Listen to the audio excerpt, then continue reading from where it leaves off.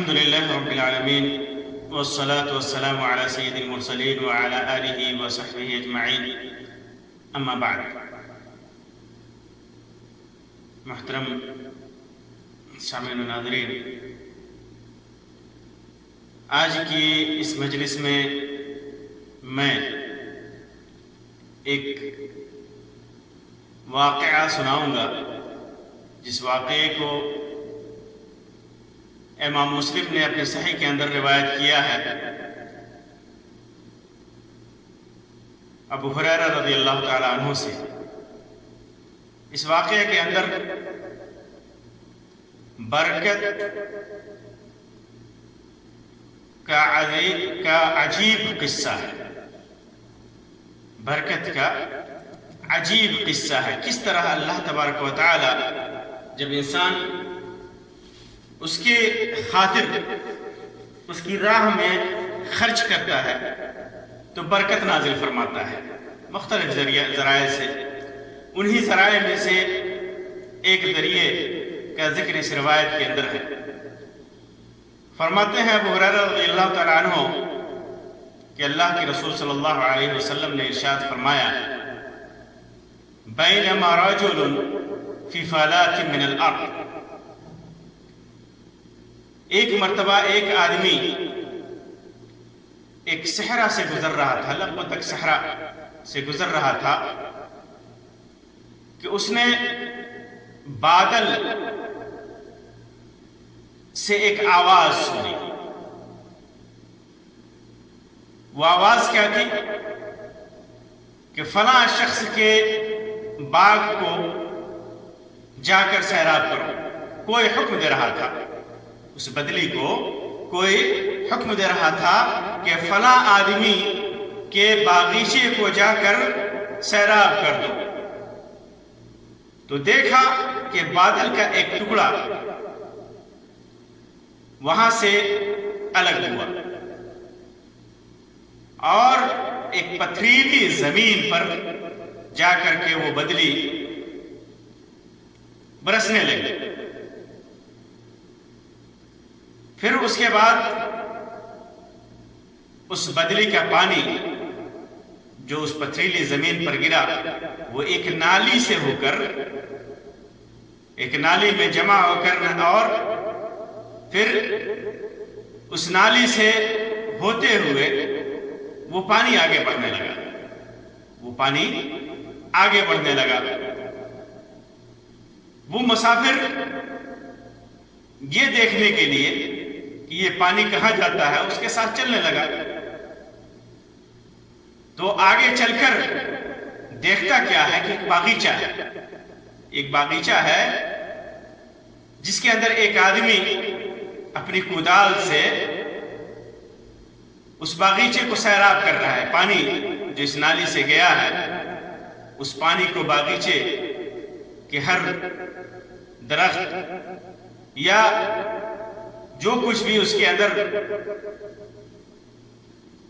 پیداوار کے لیے بیج وغیرہ ڈالے ہوا تھا اس کو سیراب کر رہا ہے کدال لے کر کے۔ تو اس نے اس کا نام پوچھا، یا عبداللہ ما اسمک، اے اللہ کے بندے تیرا نام کیا ہے؟ تو اس آدمی نے کہا کہ میرا نام فلاں ہے۔ وہ وہی نام بتاتا ہے جو نام اس آدمی نے، اس مسافر نے بدلی کے اندر سنی تھی، وہی نام اس نے بتایا۔ پھر اس نے پوچھا اس باغبان نے کہ اللہ کے بندے تو میرا نام کیوں پوچھ رہا ہے؟ اس نے کہا، اس نے بات بتائی کہ بات یہ ہے کہ اس بدلی کے اندر میں نے آواز سنی، جس بدلی کا پانی برس کے تیرے باغ میں آیا ہے باغیچے میں، اس بدلی کے اندر میں نے تیرا نام سنا۔ کوئی کہہ رہا تھا کہ فلاں آدمی کے باغیچے کو سیراب کرو، فلاں آدمی کے باغ کو سیراب کرو، اور وہ نام جو اس بدلی میں لیا وہ یہی نام تھا جو تو نے بتایا ہے۔ اب یہ بتا کہ آخر تو کرتا کیا ہے، تیرا عمل کیا ہے، تم کیا کرتے ہو کہ یہ برکت تجھے ملی ہے اور ایک بدلی خصوصی طور پر تجھے پانی دے رہی ہے، وہ عمل بتا۔ اس آدمی نے کہا کہ جب تمہیں پوچھا ہی ہے تو سن لو، میرے اس باغ کے اندر جتنی پیداوار ہوتی ہے، جتنی بھی، میں اس کے 3 حصے کرتا ہوں۔ جتنی پیداوار ہوتی ہے اس میں 3 حصے کر لیتا ہوں۔ ایک حصہ صدقہ کر دیتا ہوں، اللہ کے راستے میں خیرات کر دیتا ہوں، اللہ کے راستے میں خرچ کر دیتا ہوں، غربا، مساکین، محتاجوں کو میں اس میں سے دیتا ہوں، ایک حصہ۔ اور دوسرا حصہ میں اپنے بال بچوں کے لیے رکھتا ہوں، اپنے آل و اولاد کے لیے رکھتا ہوں اور میرے بچے کھاتے ہیں۔ اور تیسرا حصہ میں پھر دوبارہ اس باغ میں لگا دیتا ہوں، دوبارہ، یعنی باغیچے کے اندر جو خرچہ آتا ہے اس خرچ میں اس تیسرے حصے کو خرچ کرتا ہوں۔ تو 3 حصے اس نے بتایا۔ اس غلے میں جو اس باغیچے سے جو بھی پھل یا غلہ نکلتا تھا اس کے وہ 3 حصے کرتا تھا۔ ایک حصہ اللہ کے راستے میں خرچہ کرتا تھا، غربا اور مساکین کو دیتا تھا، اور ایک حصہ اپنے بال بچوں کو کے لیے رکھتا تھا، اور ایک حصہ پھر اس باغیچے میں لگا دیتا تھا۔ یہ برکت تھی، اس کے اس عمل کی برکت تھی۔ اللہ تبارک و تعالی خصوصی طور پر ایسے لوگوں کی مدد فرماتا ہے جن کی نیت درست ہو اور وہ کسی کا حق نہیں بھولتے، کسی کا حق نہیں بھولتے، اللہ کا حق نہیں بھولتے، اور غربا اور مساکین کو اللہ کے لیے دیتے ہیں، ان کی مدد کرتے ہیں، اور اپنے اولاد کا حق بھی نہیں بھولتے۔ اسی وجہ سے سب سے بہترین صدقہ اس صدقے کو قرار دیا گیا ہے جو کرنے کے بعد آدمی مالدار رہے، صدقہ دینے کے بعد بھی اس کے پاس بچے اس کی زندگی گزارنے کے لیے۔ اور اللہ کے رسول صلی اللہ علیہ وسلم نے حکم بھی دیا ہے کہ صدقہ کرو تو اپنے مال کا تیسرا حصہ صدقہ کرو، والثلث کثیر، کہا کہ تیسرا حصہ صدقہ کرنا یہ بہت ہے، یہ اللہ تبارک و تعالیٰ کو یہ صدقہ پسند ہے۔ اسی وجہ سے کہیں سے بھی کوئی آدمی کوئی بھی ذریعہ آمدنی ہو اس کے پاس، اس میں سے تیسرا حصہ اسے صدقہ کرنا چاہیے۔ اور یہ صدقہ جو آدمی کرتا تھا، یہ 10واں حصہ جو عشر ہے زکوٰۃ کا، جو واجبی زکوٰۃ ہے وہ نہیں ہے، یہ نفلی صدقہ ہے، یہ نفلی صدقہ ہے۔ واجبی صدقہ جو فرض ہے، واجبی جو زکوٰۃ فرض ہے اسے دینا تو ضروری ہے، یہ فرض ہے۔ اگر آدمی اپنی دولت میں اگر وہ نصاب کو پہنچ جاتا ہے اور وہ زکوٰۃ نہیں نکالتا ہے تو گنہگار ہوگا، اور انکار کرتا ہے تو اسلام سے خارج ہوگا۔ لیکن یہ صدقہ اس واجبی صدقے کے علاوہ ہے، یہ فرض صدقے کے علاوہ ہے۔ آدمی اپنی دولت میں تیسرا حصہ صدقہ کرتا ہے، بال بچوں کے حقوق بھی نہیں بولتا، ان کے کھانے پینے کا بھی انتظام کرتا ہے، تو پھر اللہ تبارک و تعالیٰ کی برکت انوکھے انداز میں ملتی ہے۔ اللہ تبارک و تعالیٰ برکت کس راستے سے دے، کہاں سے دے، یہ کوئی نہیں جانتا۔